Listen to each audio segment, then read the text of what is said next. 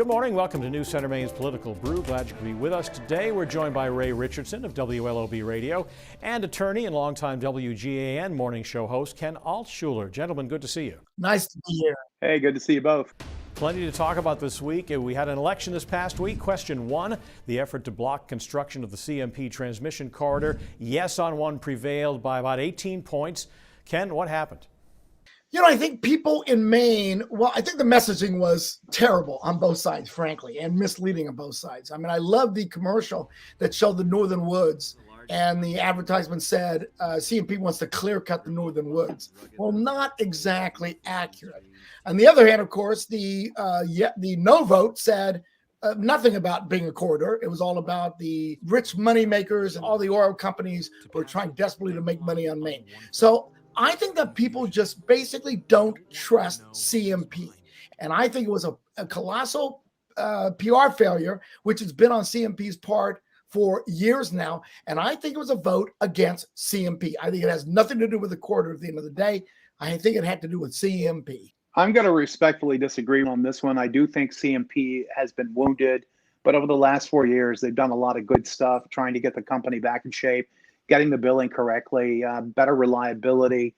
The legislature didn't help. Rick Bennett and Seth Berry, in my opinion, they were like two hyenas on the Serengeti. They saw a wounded animal and decided to tear the carcass apart.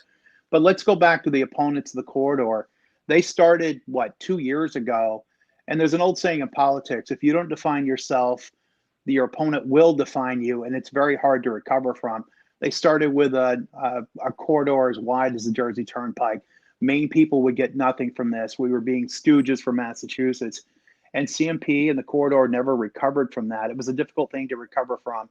I think the opponents got in bed with big oil, told a lot of lies early on, and those lies became the truth. That's what I think. But CMP and the NECEC, which is the official company of the corridor, are pressing on with construction and with court challenges. In the wake of this vote, should the company honor the wishes of voters and halt construction, at least for now? I don't think so. Everybody acts like a citizens referendum has some elevated status within Maine law. It doesn't. It's no different than any other law. They're going to fight it in court. They've built a lot of the corridor already. They went through an exhaustive review with the DEP and the PUC. And I think that, for example, Judge Michaela Murphy's decision on alteration of the use of land is going to fail at the law court. So I don't blame them for continuing on. Obviously, if a judge steps in and says stop, they'll have to. But I would keep going until that happens. And the DEP could stop them too, Ken. Yeah, sure. And Ray's absolutely right. The people's referendum is just that. I'm not a big fan of people's referendum to start with, but he's absolutely right. And there's a real question of the constitutionality of the entire vote. They went through the process as they should have. Maybe the process should be changed. I don't necessarily think it should be, but they went through the process. And why should they stop now? They've already been building it. And I think a lot of people who voted to stop the corridor don't even understand that the corridor's been built, has been being built for quite some time now. So no, business as usual, go through the process. I think at the end of the day, it's not going to change anything, but it's just more fights, more time, more delay, and more money. And Ken, as you've pointed out, it's clear that animosity for CMP runs high. Do you think this means Mainers are likely to support a public takeover next year? I do. Another crazy idea. Another reason we shouldn't have people's referendums. It would be absolutely unbelievable if that kind of legislation passed. But yes, I think you're going to see 60% of the people saying, yeah, CMP bad. We don't need them anymore. Let's do it ourselves, where we have no capability of doing it. And by the way, I agree with Ray. I think CMP, I like CMP. I think they've done a pretty good job. But I don't think the people perceive it that way. And I think they have lost the PR battle. And that means that people are going to vote to make CMP not run our utilities, which would be a colossal mistake. Is that going to happen, Ray? Oh, I couldn't agree with you more, Ken. What a mess this would be. What has Maine's government done to demonstrate that it could have a reliable electrical grid or even run the power part of it? I mean, our roads and bridges, is that the example we'll go with? I don't think there's a soul in Maine that thinks that that's a good idea.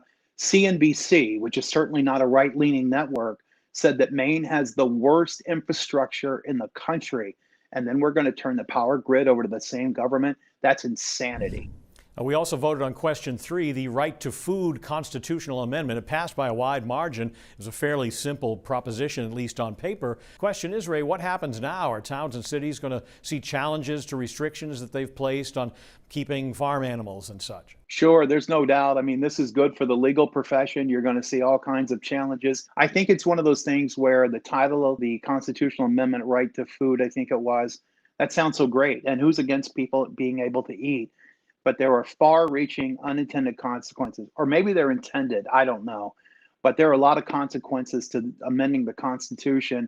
I think this was a terrible idea. I was against it from day one. And let's face it, if this had been such a good idea, why wasn't the Good Shepherd Food Bank, an organization that's done more than any other in the state of Maine to make sure people can eat, why weren't they out touting it? Ken, was this a solution in search of a problem? Of course it was. And Ray's spot on. It matters what it sounds like. And who can disagree with the right to grow food? I mean, of course you have the right to grow food. How can anyone take that right away from us? So it sounds so simple. It sounds so good. Nobody's explaining the ramifications of it. So people don't really know what they're voting. But if you go in the voting booth and you see that line and you see the title of that amendment, who would vote against it? And that's the problem. Once again, the way it was worded, there was no problem here. There was no issue here. So it was absolutely, Pat, you're spot on. It was a solution without a problem. Democrats won an open House seat in Augusta. Democrat Reagan LaRochelle beat James Orr for the seat vacated by a Republican representative, Justin Fecteau, who took another job. Though this race doesn't affect the balance of power in the House, where Democrats have a wide advantage. Ken, is there any significance beyond who's now going to represent the city of Augusta? Well, a slight one, and not really in terms of politics or political control of the legislature, but in the fact that we'll get to later about what happened nationally. There was a real concern about Democrats losing any kind of power and influence. So the fact that she won does bode better for Janet Mills in an off-year election. So I think the signal it sends is that perhaps Democrats are not yet dead in the state of Maine based on the national fever. I don't think it changes anything in the legislature. I don't think it changes the balance of power. Just the fact that was a popular legislator, and I think that had he run, he would have won. So I'm not sure it means anything other than a popularity race. Right? Yeah, I'm with Ken on this. The only thing it really does is give the Democrat a leg up as an incumbent running for re-election in November 22. You know, somebody called into my show right after the referendum went down, question 1, and said, hey, is this a referendum on Janet Mills? And as much as I would have liked to it have been, of course not. This has nothing to do with any of that. And I think this race is the same thing. It was a unique set of circumstances. The Republican was a rookie politician. But it does matter in terms of 2022. This person has a leg up as an incumbent. Let's turn to city politics right now. Portland settled a council race tie by drawing lots. After ranked choice vote counting on election night, Roberto Rodriguez and Brandon Major were tied. Major was declared the winner when his name was drawn from what appeared to be a salad bowl by the city clerk. Now, as much fun as this is not the last word, since Rodriguez has requested a recount. But Ray, is this really the way we should be settling elections? Absolutely not. And, you know, look, I think ranked choice voting is a scam on the people of Maine. It's such a cockamamie scheme. Governor Moonbat himself, Jerry Brown of California, rejected it for Californians when it was up there. Look, if you want a 50% candidate, you don't get one with this. Just like when Jared Golden beat Bruce Poliquin, he got 50% of what was left. The way to do that is to do a runoff 30 or 45 days later, which many states do, if that's important. I frankly don't know why it makes a difference. As long as the first person who gets the most votes wins, what does it matter if it's 48% or 58%? I think this is just something else to mess with an election system that was working fine. Ken? So I am a fan of ranked choice voting. I don't want to do a whole debate about that today. I don't like people getting elected by pluralities, and that applies to my good friend John Baldacci and Paula Page. I think you win by 51%, and we can talk about that process. However, the question you asked, Pat, was in this particular situation, and I don't like the outcome of this.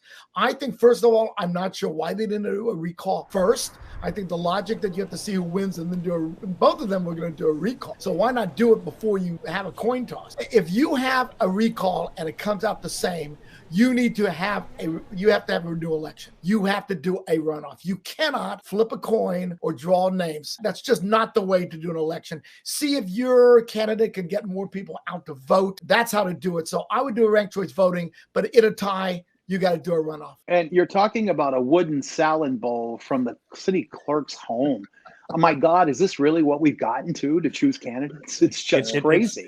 It somehow seems very Maine, though. I don't know. Well, in a way it does, yes. Let's cast our eyes south. The Virginia governor's race. Republican Glenn Youngkin beat former Democratic Governor Terry McAuliffe on a night when the state of Virginia turned pretty red again. Ken, is this any kind of warning sign for Janet Mills? It is somewhat of a warning. Maine is more independent than lots of places in the country. It is a warning for the Democrats across the country.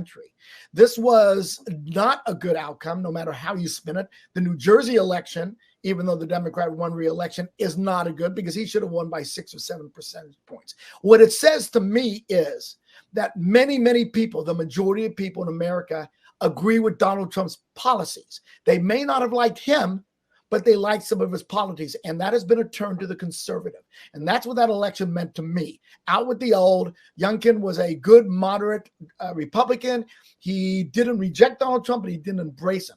With Janet Mills, I think it's a little different. I think this election in Maine is going to turn on the fact that Janet Mills has a tremendous amount of federal money at her disposal. And I think when it comes to Maine voters, if they're feeling comfortable in the pocketbook, they reelect incumbents. And so far, she's got the government helping on that account. So I don't think it affects Janet Mills, other than the fact that it's a sure cross about the bow for all Democrats in the United States of America. I do think it affects Governor Mills in this way, and that is a lot of Republicans after the loss of Trump. I was not one of them, but a lot of them were like disgusted with the system, just weren't going to vote anymore. I think this brought him back to the table. Governor LePage, as long as he remains focused on the issues, I think he beats her, because clearly what you saw in Virginia is people don't like those outlandish Democratic policies, and she's been part of them. I know Ethan Strimling says she's not far enough left, but she's been pretty left for people like me.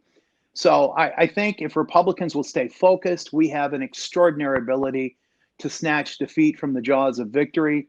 But if we stay focused and remember why we're there, I think this is a big, big message for the country. There's a strong push in Washington to enact a federal paid family leave program. There are some Republicans, such as Senator Susan Collins, who support some form of paid family leave. Ray, are you surprised that Democrats have had to fight so hard over getting this into their reconciliation social spending package? No, I'm not surprised a bit, because let's face it, the initial package was $3.5 trillion. That's an outlandish amount of money, and most people have recognized it's not good for the country. When you overreach, you get backlash. I personally don't support the program. I understand why Senator Collins is doing so. There are a lot of people who believe there's an obligation to do this. You know, in my family, we've had illness. I've been fortunate, other than COVID, I haven't. But my wife and one of my daughters, we took care of it on our own. And I think that's what people should do, unless they're completely incapable of doing it. But a lot of people take advantage of these things that could take care of business on their own. There'll always be people who abuse the system. It's very similar to unemployment benefits. And what you need to make sure is that who's ever handing out the money is doing some scrutiny. I certainly support this.